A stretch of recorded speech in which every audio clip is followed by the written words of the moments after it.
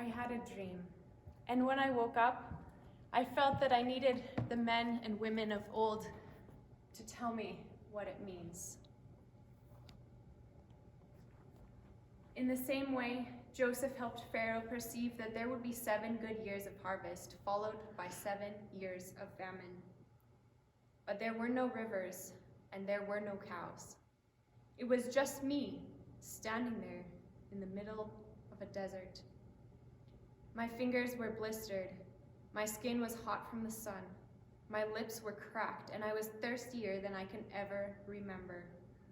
I wanted to cry, but it was so dry, I just didn't have any tears.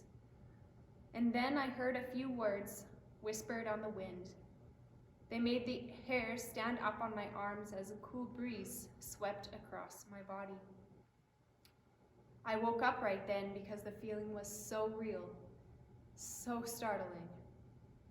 Sitting up in my bed, I think I understood what it must have been like for Elijah to hear the voice of God on the mountain. After the earthquake and the fire and the wind, the words stuck with me like they were written across the wallpaper of the bedroom.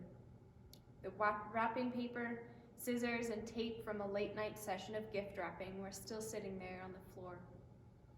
What were the words whispered in the dream that so startled me? Drink deeply from the river of my delights. Drink deeply? From where? There's no water in sight. And just as I found myself wishing that I could make a time machine and travel back to the Egyptian empire as it was about to rise to prominence so that I could track Joseph down in his prison cell to ask him what it might mean, the answer came, just like that. The same way the wind blew and startled me in my dream, the gentle voice of the Spirit. The desert is where we're at, where we've come from, what we're walking through. It was a tough year, a dry one.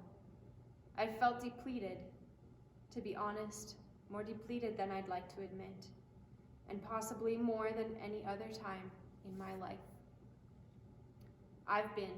We've been through a desert, haven't we? There was more loneliness and uncertainty, more confusion and anger, and more fear than some of us have ever faced, and it all hit us at once. Some of us were prepared with sunscreen and weeks worth of supplies. Some of us didn't even bring a hat. And I know, it feels weird to be thinking about deserts as our minds are turning toward all the things of Christmas. Snow and ice, apple cider, and cold. It's weird to be talking about a desert, but you know what feels even stranger? To prepare for the Christmas season. For many of us, it'll be strange, lonely, dry. I mean, can you even smell gravy over Zoom? It's exactly the moment when you need your family most. And for so many, we may not be able to even give a hug to our loved ones, kiss a sweet new baby, sing carols out of tune at the top of our lungs together, open gifts, laugh. Wrapping gifts last night, I was just going through the same motions, pulling out the same decorations, planning the same traditions as every other year, but with none of the feeling. It hasn't been joyful, it's been dry.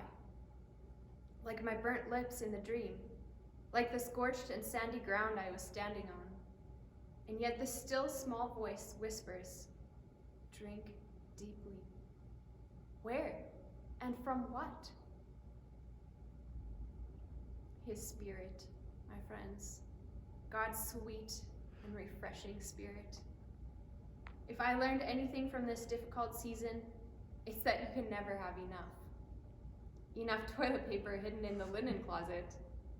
Enough canned goods on the pantry shelf. There aren't enough batteries in the world to get you out of the darkness. My own strength, my own faith, my own habits and traditions, no matter how good they are simply not enough. And even though I may be in a dry or weary land, there's a river that never runs dry. I had to be reminded, perhaps even warned, in a dream, that from this river I can never get enough. I must run to it, go back to his spirit, drink deeply, and do it all over again.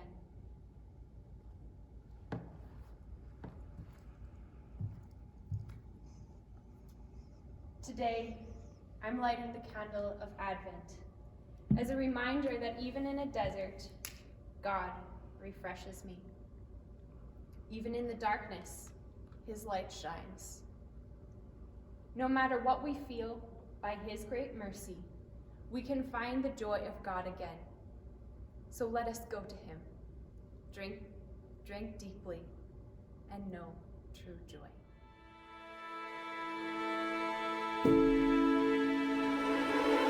Thank you.